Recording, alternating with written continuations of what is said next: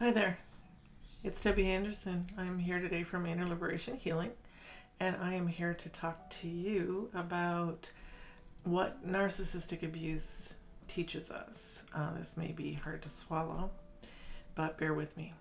Um, I'm asking if you find that this resonates with you, please subscribe to my channel if you haven't done so already, and leave me a comment or a thumbs up because it really helps me um, in the end.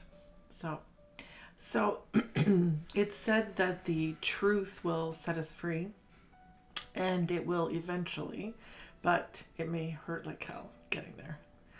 I can say that living with a narcissist is a nightmare. Um, if you're in that kind of relationship, you know what I'm talking about. Still, when we finally realize we're in the relationship with a narcissist, it's the beginning of our healing process. Is it worth it to get out of it? Is it worth it to get away from the relationship and away from this nasty, abusive person? Yeah, it is, absolutely.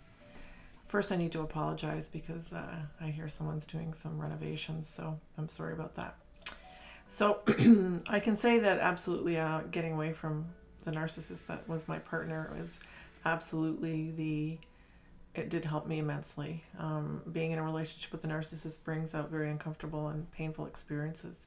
And like when we're little and we learn that the tooth fairy isn't real, our bubble of naivety and innocence is blown up as the truth moves us towards us like a runaway train, being right on the tracks. We're right on the tracks. So we're unable to see the truth in the whole picture, since narcissists use these things as such as lying and manipulation, and not just a little lie now and then, but a lying, like crazy, and also the crazy making gaslighting that they use on us.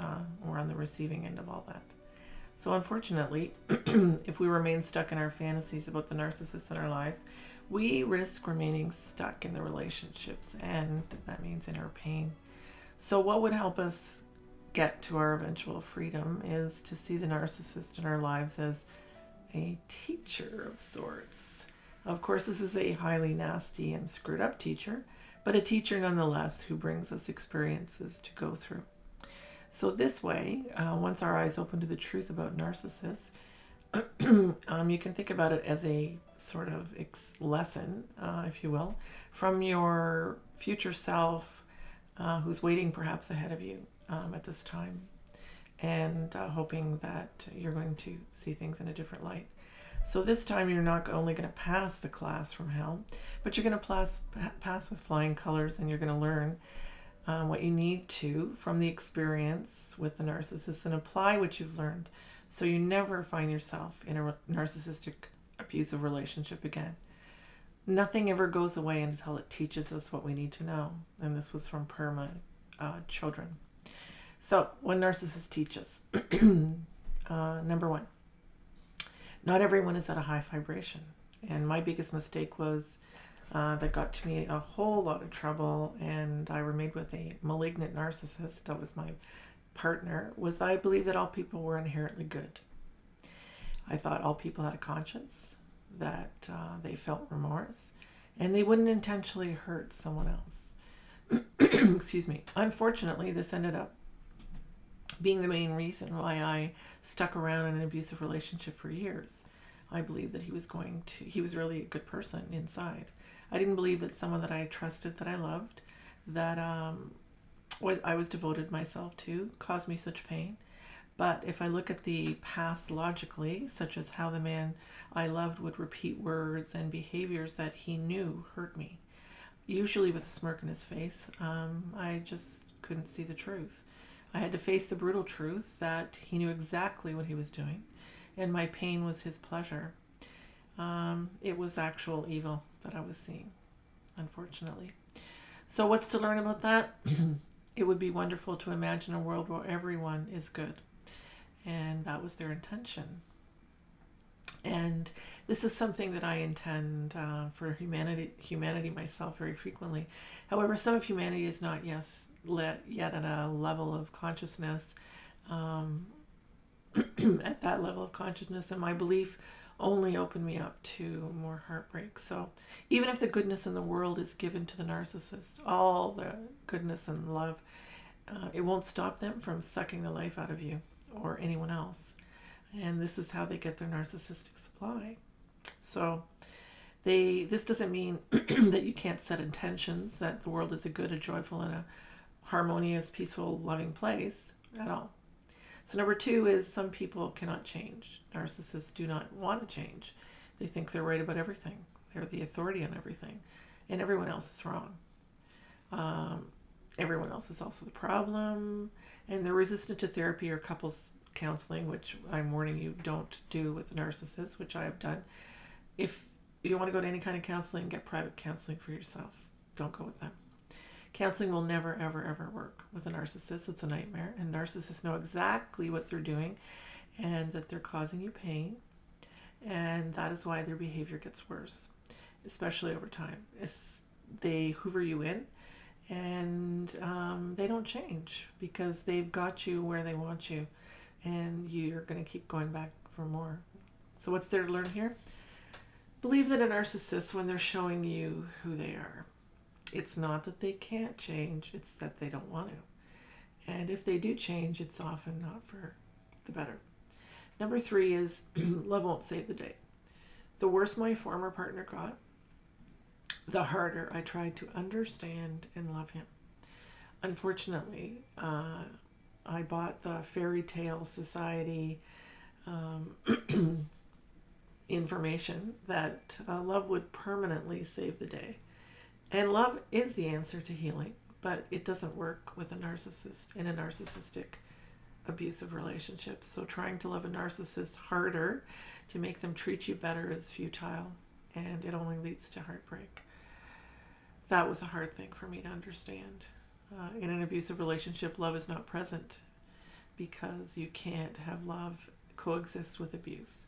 And a narcissist is incapable of loving you since they can't even love anyone, including themselves. So what's there to learn here?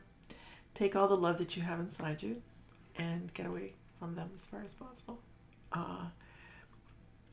to protect yourself, and keep all that love for yourself. Number 4, not all parents love their children.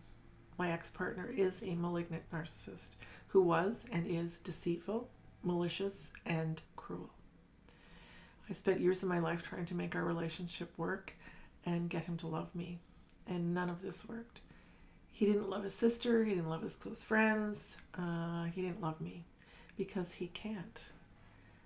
Once I became a parent myself, the painful truth hit me like a cement truck, understanding that any number of things that he was doing to me, he would also do to his child. This isn't a matter of him. He just doesn't know how to show love. He doesn't know. He loves you deep down. No. My ex made consistent choices to cause our family and our children pain, and he knew exactly what he was doing. It wasn't until I saw him for who he was that I could set myself free and release the shame I carried, that somehow I was unlovable and this was all my fault. And the truth is, most parents love their children, but not all. Not all of them do. My ex is incapable of loving himself, me, or his children. What to learn here: if you share children with a narcissist, it's crucial to see that the narcissist, who they are exactly, so that you can show up in the best way for your children, and you are the safe one in their lives. Narcissists will use their children as tools to punish you, use them as like props to paint themselves as the perfect parent without thinking of all the damage that they're doing. And if they do see it, they don't even care. If they are malignant, it can be much, much worse, and it can be dangerous for the children. So if you have a narcissistic partner, it's time to release that self-blame you've been holding on to. Just because a narcissist is incapable of love doesn't mean you're unlovable. So give that blame back to the person where it belongs, excuse me, and give yourself all the love you deserve through no fault of your own. You didn't get from them what you deserve, and then you can give all the love to your children. Number 5, we're worthy. Narcissists condition us to be invisible and to disappear, and they build us up at the beginning of the relationship. They love bomb us and bring us in, hoover us in, and this eventually gets torn down. They convince us that we're not worthy of anything better.